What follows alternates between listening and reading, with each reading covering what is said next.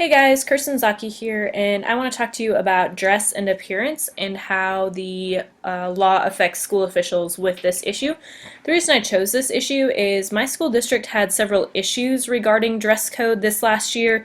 In fact, several of us teachers were talked to by our superintendent because we had a parent complaint that we were sending their child along with several other children too often for dress code, even though we were sending them on dress code that was approved by the Board of Education. That was their dress code that we were sending them on. So I was really interested to see what our text and what the law has to say about this issue. The first issue when we come to dress code is it a freedom of expression? And what I found through the text is that it's not as significant as other forms of expression when it comes to freedom of expression. However, it is covered by the First Amendment. So what can schools do? Schools can regulate dress code and appearance as long as school officials emphasize reasonableness. Restrictions are only justified when there is a substantial disruption to the education process.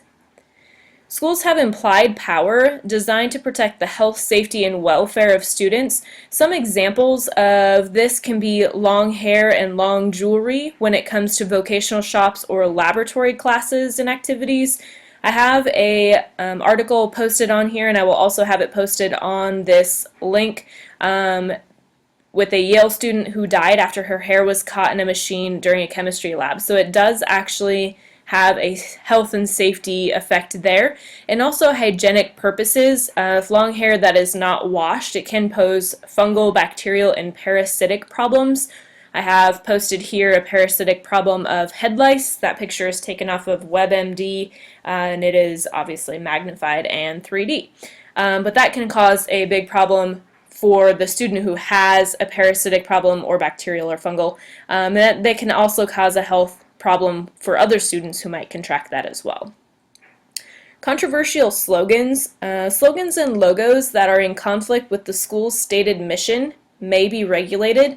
Also, logos that depict vulgar, lewd, or obscene gestures can be regulated, and if an expression mocks others based on their race, gender, color, religion, language, sexual orientation, or national origin, then school officials can take action to rectify that type of a situation. Court situations, things that will be upheld by court. The first one, protecting the safety of students.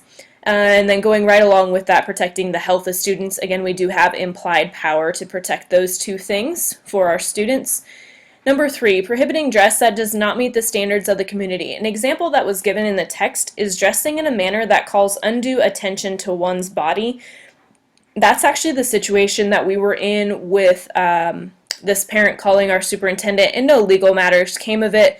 But we felt that it was, we were abiding our school Board of Education policy because they were dressing in a manner that was calling undue attention to their body.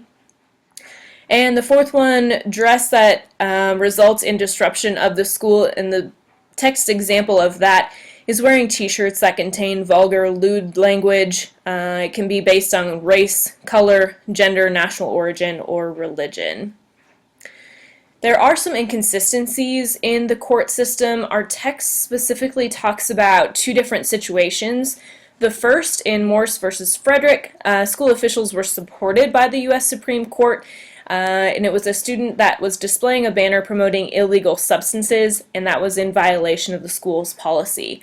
On the other hand, there was another case where the Second Circuit Court of Appeals upheld a middle school student's right to wear a t-shirt that depicted President Bush as a chicken with a martini on one wing and a cocaine straw in the other. His expression was protected speech under the First and 14th Amendments to the U.S. Constitution. So guidelines, what can schools do? Local schools should develop a dress code that is approved by the Board of Education, and then faculty, parents, students, and citizens should be involved with the coming up of that dress code. Restriction based on taste, style, or fashion will not hold up, and they will not hold up in court. Instead, the regulation should be based on health, safety, and order. Appearance that does not conform to decency may be regulated, and dress that is considered vulgar or that mocks others, again based on race, gender, religion, color, or national origin, may also be prohibited in schools. This is a snapshot of a portion of a dress code of a school district that I used to work for. This is not the one from the district I currently work for. We do not have a digital copy for me to take a screenshot of that. And again, this is just a portion, but I like how this school breaks down their dress code. The numbers 1 through 13 that you can see on there are very specific things that the students can and cannot do, and I really like that. It doesn't leave much for the gray area. It's either allowed or it is not allowed. And then this is just a pictorial view of dress code, what can and cannot be shown. Dress code is a very controversial issue, at least in the school district that I work in, and I was very interested to find out a lot of these points.